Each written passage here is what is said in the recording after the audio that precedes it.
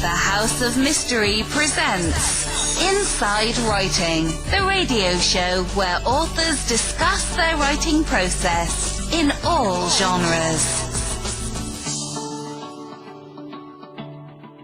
So joining us today is author Blake Allwood. Thank you for being here, Blake. Thank you for having me. Blake, how did you become a writer? Like, what was it that started with you that all of a sudden now you're writing? Well, so a little history of me. I was a kindergarten teacher turned foster parent full time back many years ago. And when my kids finally moved out and I had an empty nest, I had a lot of time on my hands. So why not write gay romance, I thought. So that's kind of where it started. So was there a particular reason you chose gay romance? Was it something you read a lot, or did you read other things? And so what brought you into that? Well, so I've always been intrigued by romance literature. You know, gay romance hasn't really been out. I guess they call it MM romance now. Hasn't really been out, at least not in my world, for very long. Even as a teenager, I would read Mary Stewart, and then later, as an adult, I fell in love with Nora Roberts. So I was very intrigued by romance all along. When I had a whole house full of kids, I didn't have time to read. But one of my teenagers came out of the closet when he was 14, and I didn't really know how to help him navigate the world that we were living in, so I began to write short stories. Not gay romance, by the way. That would be inappropriate. But I began to write short stories for him to help him get my point across about how to date and how, you know, it really is just a normal life. And then when he moved out, I began to write more of the gay romance novels instead of just short stories. Yeah.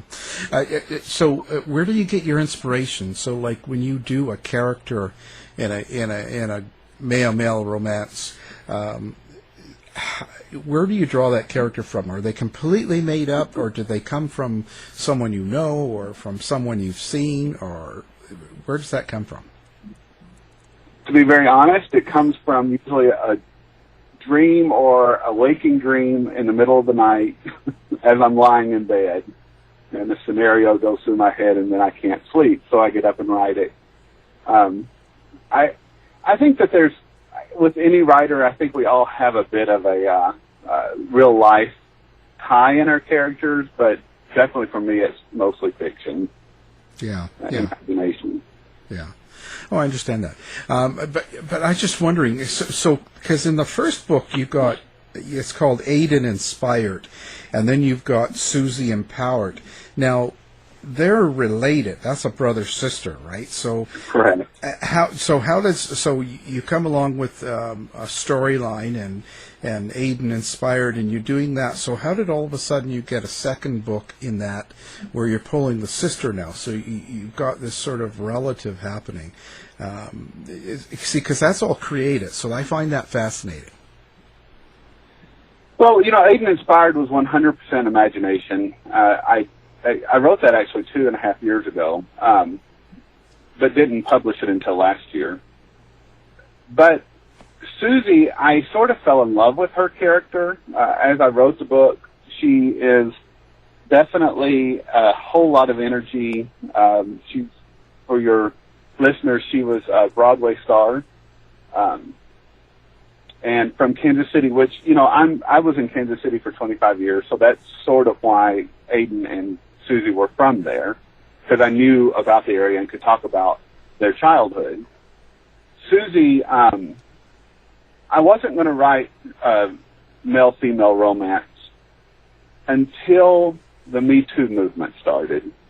And having had a personal experience with child sexual assault, I was very disturbed by how the Me Too movement, I was disturbed by how people were treating the Me Too movement. And when people would come out about their abuse or their assaults, I the public wasn't very friendly, and to a lot of them, especially the ones that were in a political situation. So I wrote Susie because she was so fun, and it was such an easy, lively book that I thought it would be easy to talk about a difficult subject like sexual abuse and sexual assault. And so that's why I wrote a straight romance. Yeah, no, I mean, well, I mean, don't you think kind of romance is romance if it's, I mean, there might be different characters and different... There's plumbing that's very different. Yeah. Well, that's why, there's difference in passion and all this stuff, but it was just, I guess there's a whole different energy when you have, let's say, two men as opposed to a man and a woman in a relationship.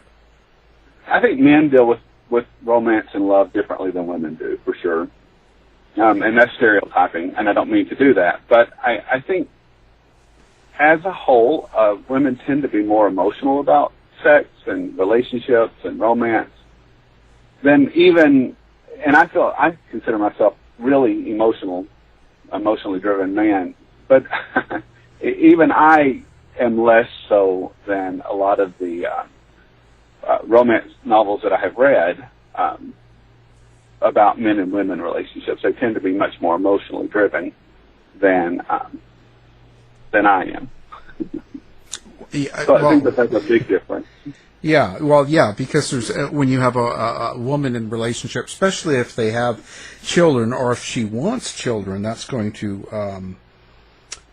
be a whole different aspect to the energy of two men.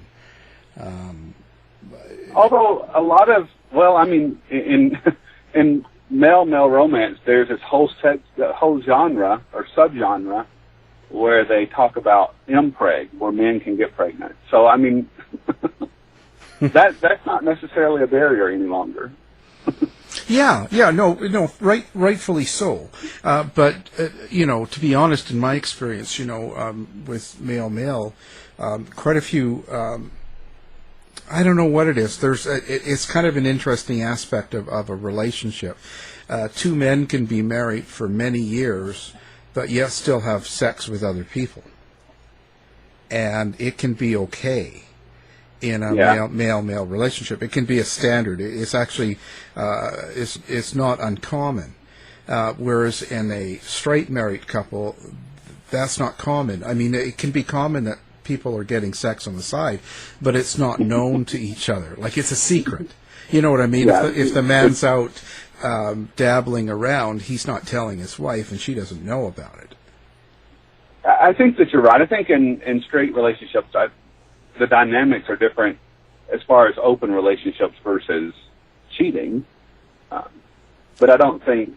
I think both sets of relationships have cheating as an issue.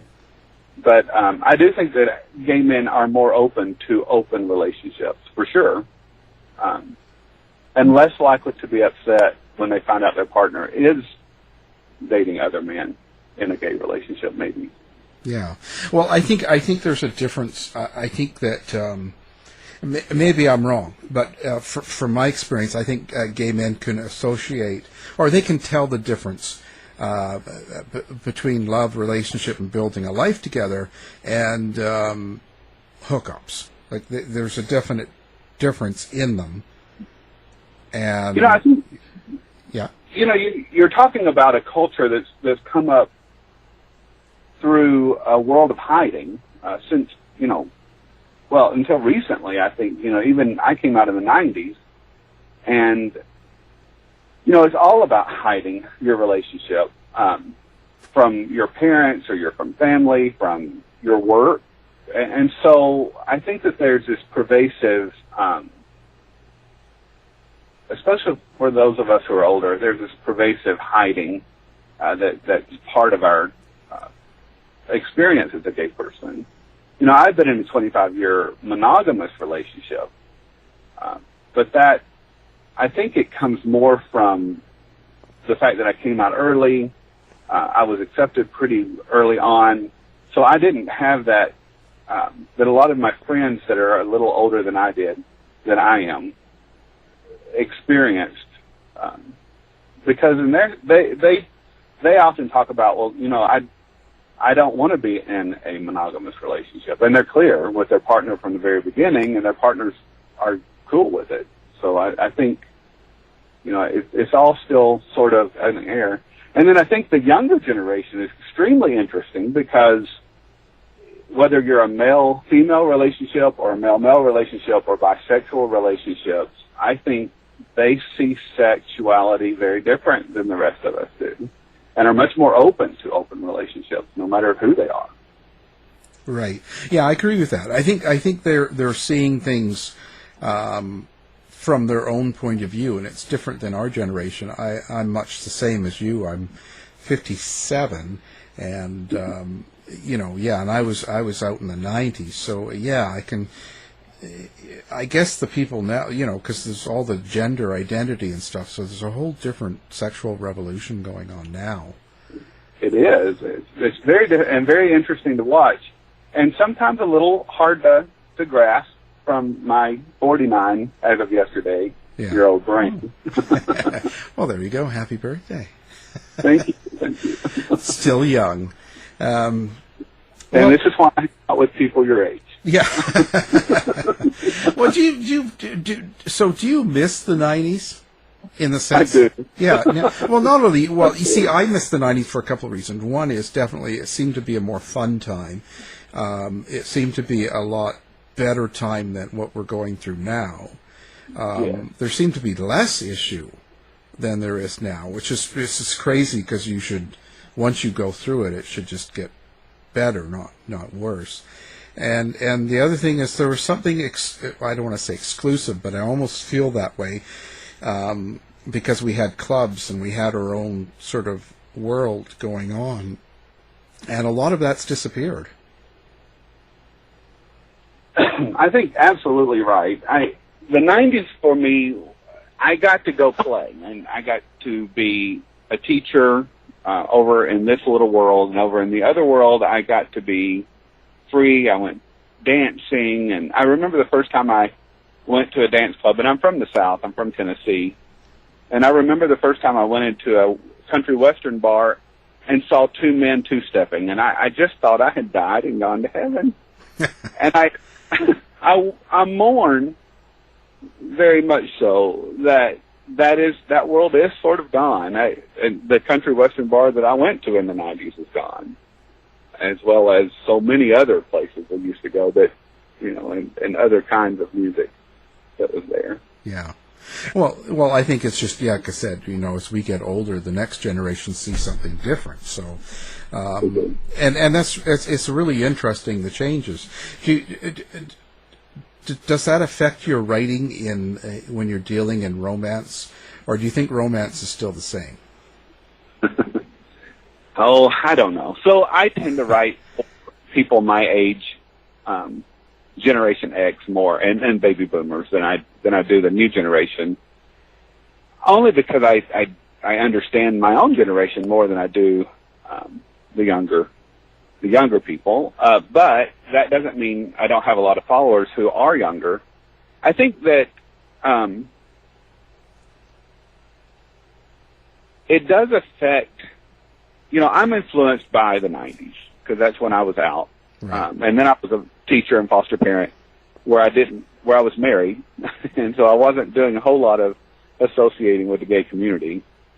And so it changed while I was in hiding, or busy, I guess is a better word.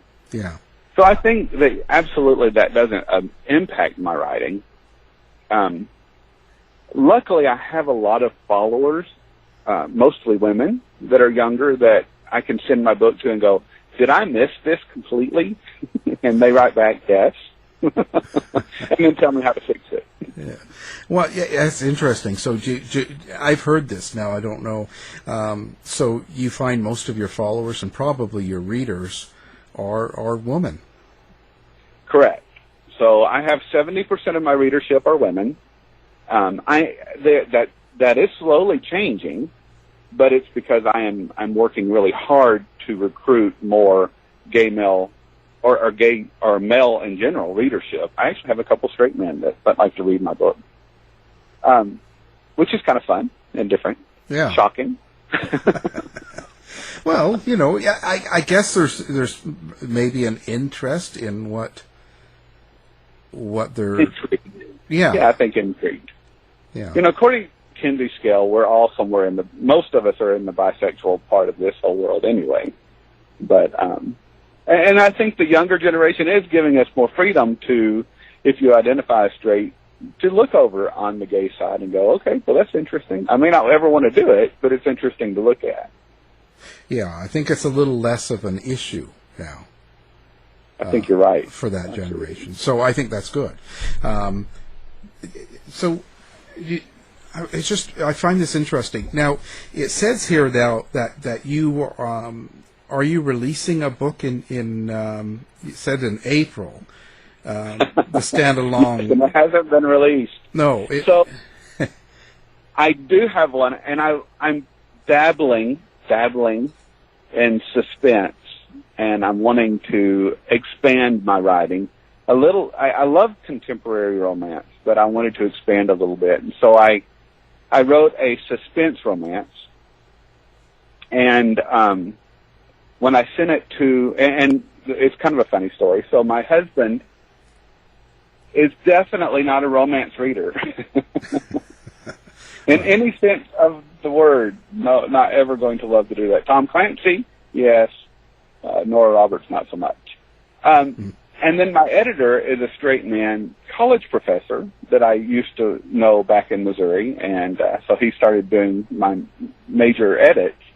So he did the editing, my husband did the proofing, and then I sent the book to my proofreader, who's a woman in straight romance writer in England, and she sent it back and she goes, honey, that is not a romance. It's suspenseful, but it is not a romance. So I got to rewrite that. Oh, so what, was it you incorporating some sort of crime, or just where's the suspense built from? Yeah, so it's basically the story of a young man who grew up. His father was abusive. He ends up in jail. He's befriended by a guy. The novel starts out, he's befriended by a guy who ends up attacking him, and they are sort of like, it's not an HGTV, but it's like a HGTV program where they're renovating these houses in Seattle, and his partner, a friend of his, is renovating the home with him and ends up attacking him. And so the story is about where all that came from and how that happened. His partner ends up being another renovation star that comes to work for him, begrudgingly. And so the whole story ends up being it ends up having the Irish mafia involved, and there's a lot of people who end up getting arrested, but one of them may end up getting kidnapped. People killed. Oh, wow. So it's not a contemporary romance in any sense of the word. So. No, it doesn't sound like it. Well, that's good. I mean, do you think you're going to head in that direction then? You're going to go further into suspense and mystery and that sort of thing? Well, I told you I love Nora Roberts. And Nora Roberts is sort of my inspiration. And, she writes straight romance only. No, I want to be clear about that so that the listeners don't think that I'm saying she writes romance. She does not. But I'm influenced by her, and she writes a lot of different kinds of romance. So she has suspense romance, she has fantasy, she has some paranormal, and a lot of contemporary. So my goal would be to be able to expand my horizons and have different subgenres within the gay romance genre. Do you find it difficult to publish gay romance, or do you think there's some sort of stigma to it, or something? Is there a problem with that, or an issue? So I don't think a lot of your mainstream publishers are publishing a lot of gay literature in general.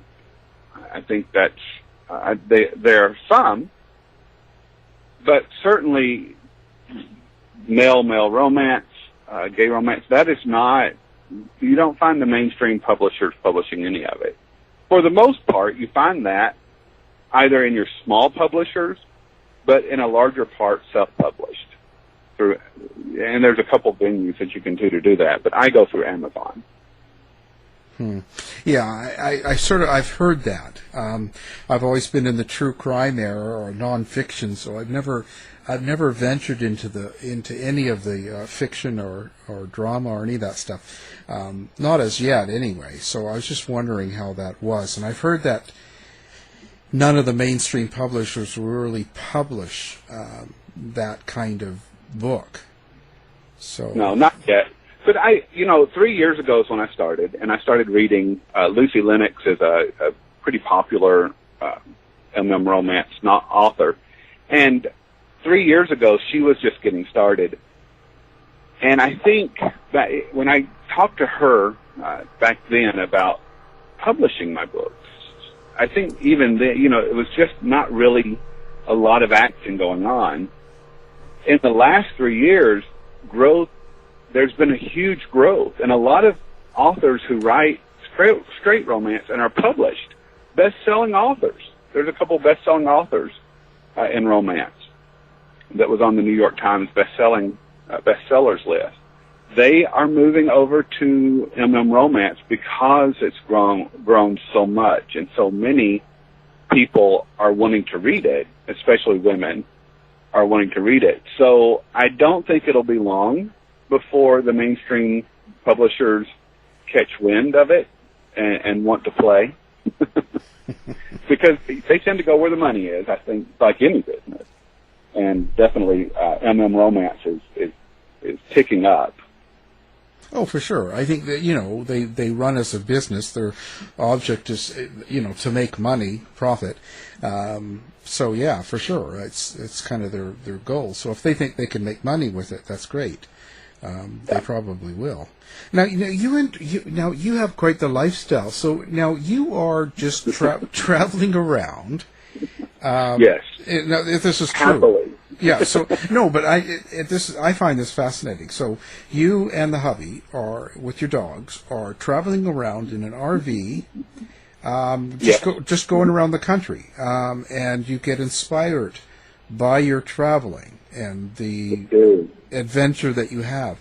How did that start? Like, where did that come from? Because a lot of people won't just go, well, let's sell the house and get an RV and let's just drive. It's because you're in your 40s too, right? So it's not like you're 70, right? So not yet. No. I'm working. Sure, yeah. We hopefully we get there, but I find that fascinating. It must be a very free lifestyle. So when the last kid moved out, after 12 years of basically head down trying to keep kids from killing each other themselves, my husband came to me and said, and I told him, I said, we had a large home. Actually, we had two homes. But we tended to take older kids, and so when they would grow out of the system, they needed a place to live. So we bought the house next door. And we had 3 acres and an urban farm, which is also something that makes you put your head down and work really hard. Yeah. So we had the kids, we had the farm. And so when the last kid moved out, we were like, we don't need all this. So we sold the properties, and my husband said, let's run away. Right. No, I have to have a home. I will, I'm a nester. I write. I'm going to write. And so he ended up talking me into moving into an RV full time, which, was a big deal at the time. Well, yeah. And as of, I think like today or tomorrow, it was the very end of May, 3 years ago, we moved into the RV and out of the houses. So this is kind of like another anniversary, our 3-year anniversary in the RV full time. Wow. That's a big change. It was huge, actually, yes. Yeah, because it's a totally different lifestyle. So now, do you actually, where do you travel? Like, what parts of the country do you look for when you travel? Well, we did it backwards.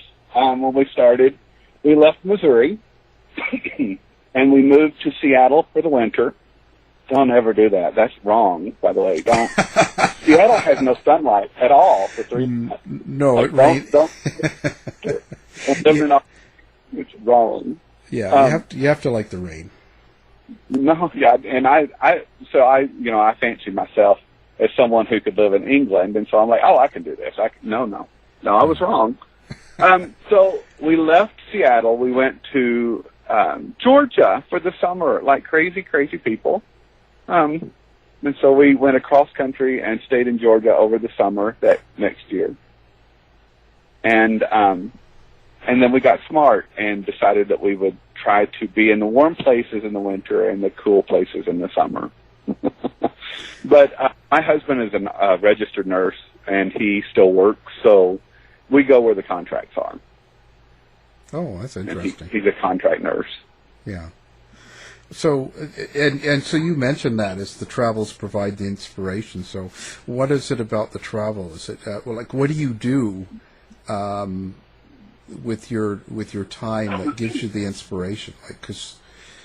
So what's the day-to-day activity for you right now? Let's just say. Well, I said, what is the day-to-day activity every day, even before we were quarantined, was that I was quarantined. I sit in my chair and I write. I'm antisocial. I'm your typical author.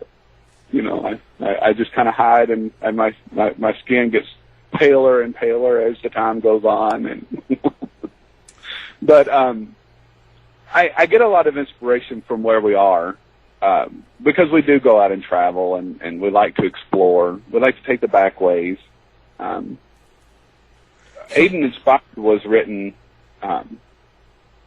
about Eastern Washington, and we had driven on the way to Seattle. We had stopped through Eastern Washington State and saw the Snake River, right. And it's such an odd and different landscape than anywhere else in the country, I think, at least where I've been so far. And I was struck by it so much that I felt the inspiration, that the story that came in my head shortly after we left there just felt like it belonged in Western Washington. And another little story about that, I had watched RuPaul do an interview about being married to a rancher in that area, Idaho, Wyoming. It's that same landscape where his husband lives. And I thought, oh my gosh, I have to put a rancher out in the middle of nowhere who's looking for a husband. And then this guy from New York naturally has to go there. And so that's kind of how the inspiration happens. I'm also writing a 3-part series that I hope to publish later this year that's based in the Big Bend National Park area. Again, it's a landscape that just intrigued me. And I could just feel these characters. And you don't think of West Texas as a place for gay men to be, but they're there. No. They're there. And they're cute. Yeah, but the landscape in itself seems to be your biggest influence. Like when you see landscape and certain areas of the country, that seems to be a big drive for you. I think it's more of I want it to be. So when I was in Big Bend, I'm like, okay, so what would the story be here? And what would it be like to be a character who lives here in such an isolated area, but that is so incredibly beautiful? And I'm terrified of snakes, and they have a lot of rattlesnakes there, and so, of course, those have to show up in the story as well. But, it's more of what would it be like to be here and then be a gay person here? And then how would you meet other gay people? And then how would the community react to you? And so then the story just begins to build upon itself then. So it's interesting. So when you're doing this and you're out and about, do you find that when things happen in the world, like right now with the COVID-19 and the lockdown and all the fear and all this stuff, the pandemic, does that make you write darker? Does that influence you to write differently? It's an interesting question. I don't know that what I find is that I don't write. I guess where I'm influenced by COVID-19 was this social anxiety and paralysis that a lot of my author friends have told me that they're going through the same thing. Is that, you know, here I'm quarantined already, self-quarantined many years ago, but with all of this social anxiety and unrest and not sure what's going on, it tends to be more that it leads me not to write than to write darker. I think once the pandemic is over, I certainly it would be more likely that it would influence me that way. Right. So it's more of a it kind of blocks some of the writing. It does. For me, it does. You know, when I write, I tend to feel like I'm reading a novel while I'm writing a novel. I'm definitely writers have two terms. Either you're a planner or you're a pantser, or a plotter or you're a pantser. And if you're a pantser, it means you just kind of write off the cuff. That's me, 100%. I drive the college professor editor absolutely crazy. But I think, you know, when you're not planning and you're not putting your story down on paper and you're letting it flow, I think, you know, things like the virus or even a political unrest that we're dealing with now, it's kind of hard to put that aside and let your creativity flow. And definitely with a lot of the things that are going on, not just COVID, but, you know, the things that are going on in Minneapolis, the political unrest in Washington, I think, you know, a lot of it can really squash your creativity. It's kind of hard to be a creative author right now. Yeah. Oh, I agree totally. I think the last 3 months I've done very little in that area myself. It's kind of stifling, I guess is the good word for it. It is. I think that's a good word for it. Yeah. Yeah, it's kind of crazy. And you mentioned Black Lives Matter before, and when these things are happening the way it is now, and even with Black Lives Matter, and you're saying how people were getting treated, you know, badly and all that stuff coming out with it, where do you think that comes from? And even like this cop now that in the Minneapolis, as you mentioned it, do you think is it direct, strong racism, or is it just something that is, you know, people have grown up with it, and they just do it without thinking? So I'm really passionate about racism because it is something I believe is a plague, the worst plague in America, and has been since the 1700s. I think if anything pulls us down and destroys the country, it will be racism. So I'm very passionate about this conversation, and I always will be. I grew up in the South. I was exposed to racism really, really early. I had parents who tried not to be. I think they were making an effort to not be, but yet some of the things that came out of their mouths were horrendous. Right. Yeah. You know, I was born in the 70s. So I am a product of desegregation, and what that actually, when it was at the very beginning, you know, we experienced it different, especially in the South, than I think people do now, because it was all new. It was an experiment, and people were excited about it or they hated it. You were on one side of the aisle or the other. So I think, you know, I was so strongly influenced at such an early age. And I never have, even when I was young, I never have been able to understand why the melanin in your skin should influence how, of course I didn't think that as a kid. As an adult, that's his word. But I didn't think the color of someone's skin should really impact how we treat them. Why is that person treated differently? Why is my friend that I, you know, go to school with treated differently because his skin is different than mine? And I never could grasp that. And it's been confusing. Even when I was young, it was confusing to me why that we did that. Yeah. Well, I relate to that too because I was growing up in Canada, so I just don't get it, right? So, but I find it interesting. So now you've taken that passion further because you seem to be very vocal. Yeah, Very yeah. vocal, especially if you're on my Facebook page. I'm extremely vocal about it. Well, so it's You also have to remember, 10 of my 12 children were African American. So that has influenced me more too. I mean, these are my kids we're talking about. Yeah. When you talk about a black man being more likely to be shot in America, you're talking about 10 of my children. Yeah. So it has influenced me. Yeah. Well, and it's hard. It's hard to rationalize with, but it doesn't seem. From my point, I'm not seeing it really getting much better. For me, I think a lot of the rioting or protesting or whatever you want to call it going on in Minneapolis is a result of years and years of black people being shot or killed by police and nothing happening. Yeah, I mean, so you have to accept the fact that, so whether you're in Canada, the UK, the United States, racism is pervasive. I think Right. it's more so in the United States than it is in the other two countries. But I don't live in those countries, so I don't know.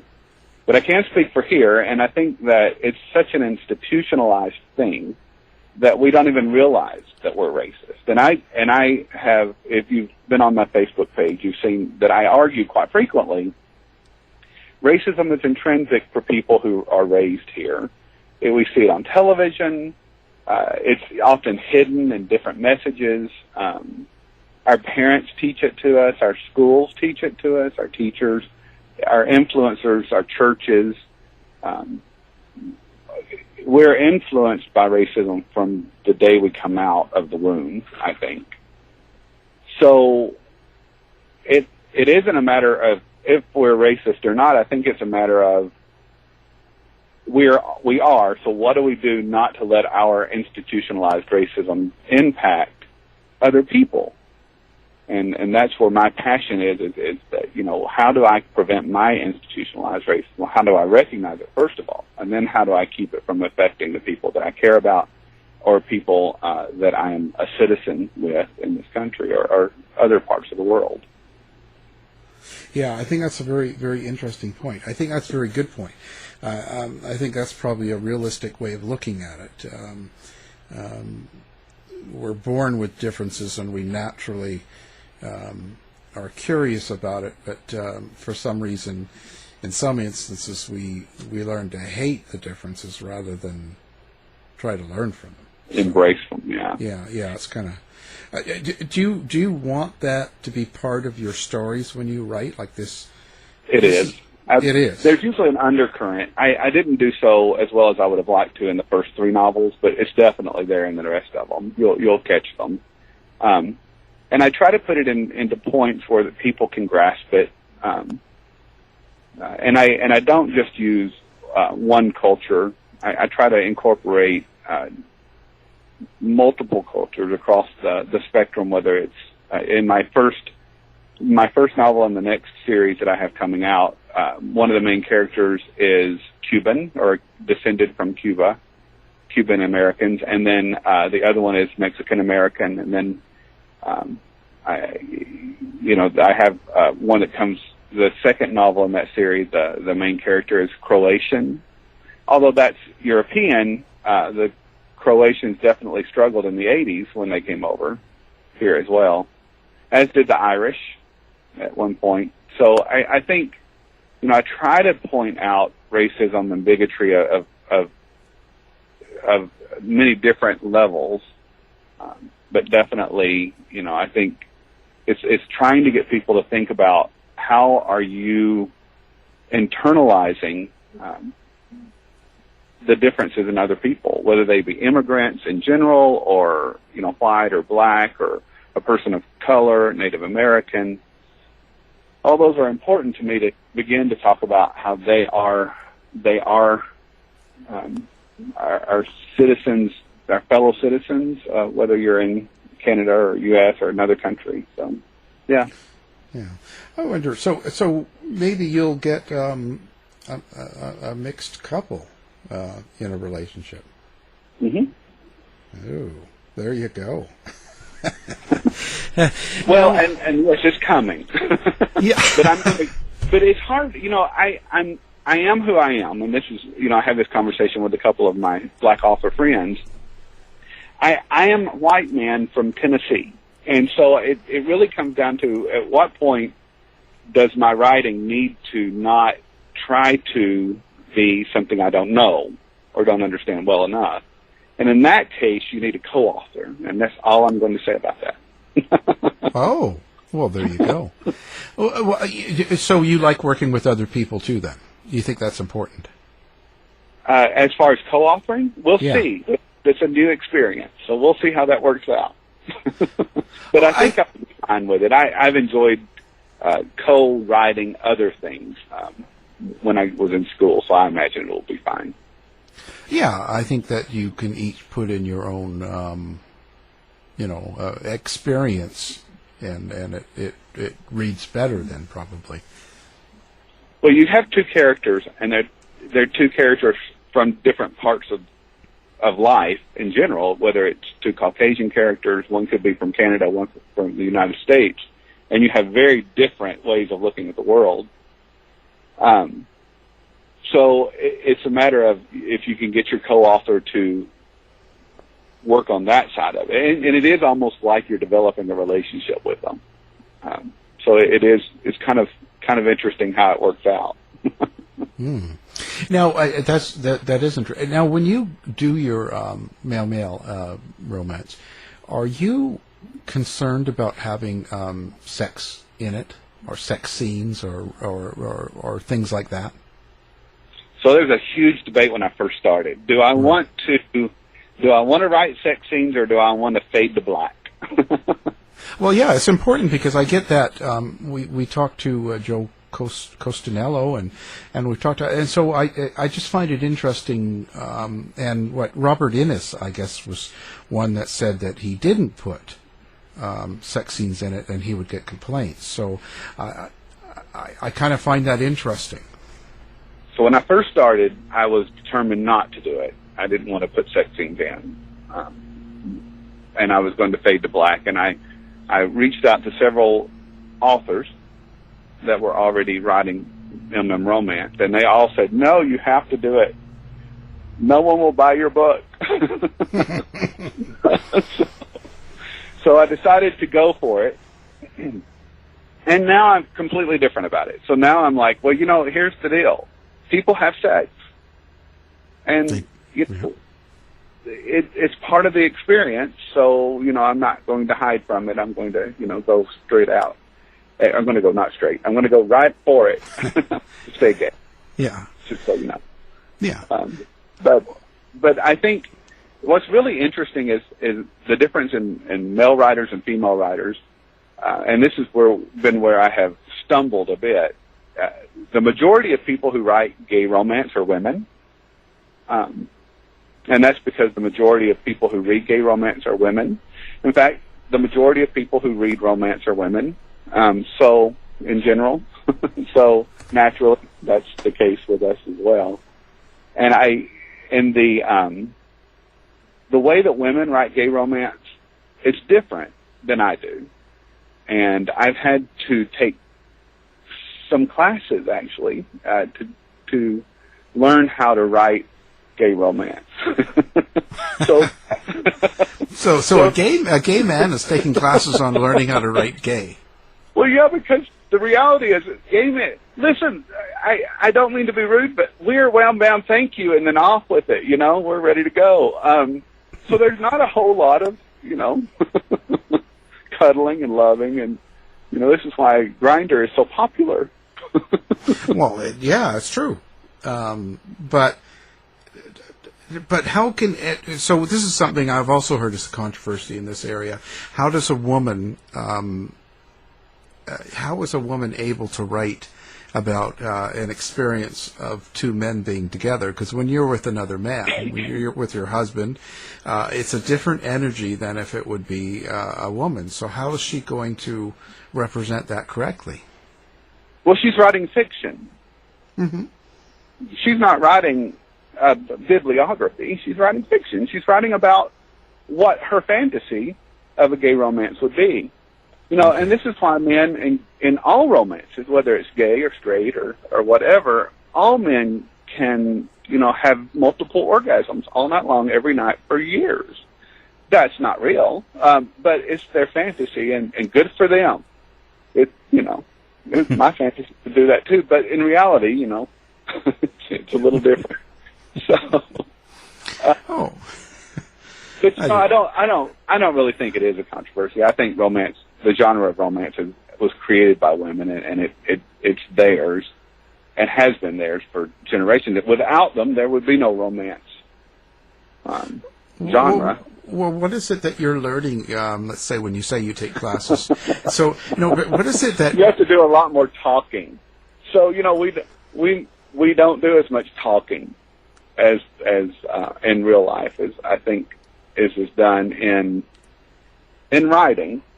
Right. And so, you know, when I write my sex scenes, I'm really good at the internal dialogue of what the guy is thinking. And, you know, there's some emotional parts of that, but mostly it's just what feels good. And in the romance that's written, it needs to be a lot more verbal, communicative, things that guys don't tend to be very good at in real life. Again, it's fantasy. So you're really kind of the sex scene is more than just blatant sex. There's more of a dialogue going on then. Yeah. So in a romance novel, and I think it's again across the board, it's about bonding. So for me and for, you know, not all, I don't want to stereotype all gay men because we are not all the same, but I think men in general tend to not use sex and bonding in quite the same way, and I don't think we internalize sex in the same way that women do. Some do, but I think as a general rule. And so I think in a romance novel, it's really about helping the two characters bond. Sometimes it's about solidifying what you've been working on up to that point so that they're together, because the sex scene is the ultimate opportunity for the two characters to get together. And in the book, in Bobby Transformed, for example, when I first wrote it, I had Bobby having sex with multiple people at the very beginning, because that's reality, and more than not. For a young man who just got to New York City from Iowa, I mean, he's going to go play, but not necessarily, but more likely than not. Yeah, for sure. He's going to be getting on the grinder and finding out who's over there. So, you know, I think, but my editors were all like, no, you really can't do that, because your readers are bonding with all of these guys that he's messing around with. And I'm like, oh, okay, so that don't really work. And so it's been training me, the classes, the books that I've been reading. It's been about learning how to use the sex scene as a bonding moment to solidify that relationship. And I'm not saying I'm great at it yet, but it's definitely something, you know, that I'm working on, and I think that any romance writer has to learn to do. Right. Well, it's a progression, right? Writing and authoring, each time you do a book, you do something new. Usually you go forward in your writing, so that's part of it. Yeah. So in my fifth book, the one that will come out probably in late July, if all goes to plan, there's a lot more sex scenes in that, because I think I finally got it. You finally learned how to do it right. Finally got it, yeah. So but it's taken me a little bit of time to get there. Well, I was going to say now with the name Allwood, I mean that's a perfect name. Did you create that name, or is that a real name? I did create it, and it was intentional. I won't lie. That's funny. I thought that, and then I thought, maybe it's a real name. Please. Of course, it meant that. Oh, that's funny. Well, there you go. So he's Mr. Allwood. Yes, absolutely. Well, that's great. So now, I wonder. Now, do you have a website that people can come find you at? I do. So BlakeAllwood.com so it's really easy. Just my name.com. And also, we are going to have Blake Allwood Book Club is a big deal on Facebook. I started it 3 months ago, and we're already around 1,300 participants. So we're going to do a virtual Pride this year for book geeks, and it is going to be over the 4th of July weekend because so many people are still quarantined. We want to have want to have fun on the 4th of July. So we're going to have a big event where a lot of the different authors are going to be presenting, and there's going to be lots of giveaways. So we're looking forward to that. A big party. Now, is it clothing optional? It is. Quarantine. It's quarantine. Everything is clothing optional is every day, right? Yeah. I saw a post recently. I loved it. It said, "You don't know if your waist is expanding if you're not wearing pants." And I thought, gosh, that's a perfect. That's it. So you were mentioning earlier. So this kind of writing doesn't affect your husband because he doesn't really read this type of book, does he? No. But I will say this: he does hope. He's begun to help edit, but only because I think he's hoping that I'll become wealthy and he can become a kept husband. Oh, there you go. There's always there's always something behind it. That's fascinating. Absolutely. Well, that's fascinating. Well, I'll tell you, it's been a pleasure. I've enjoyed talking to you, and we're going to have your website. We'll have your books up as well, and so people listening can find you real easy if they can't remember the name Allwood. It is memorable. It certainly is. Wow. It's been a pleasure, and I look forward to more of your books and more of your events, and I hope you do well. And I'm glad you've sit down and taken the time to talk to me today. I appreciate you letting me come on.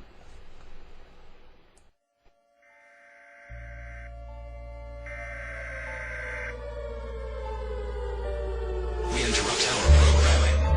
This is a national emergency. Important details will follow. Are you prepared? Legacy Food Storage. The best way to protect your family is by being prepared. Go now to legacyfoodstorage.com. Use coupon code HOM15 now for 15% off. Quick, go!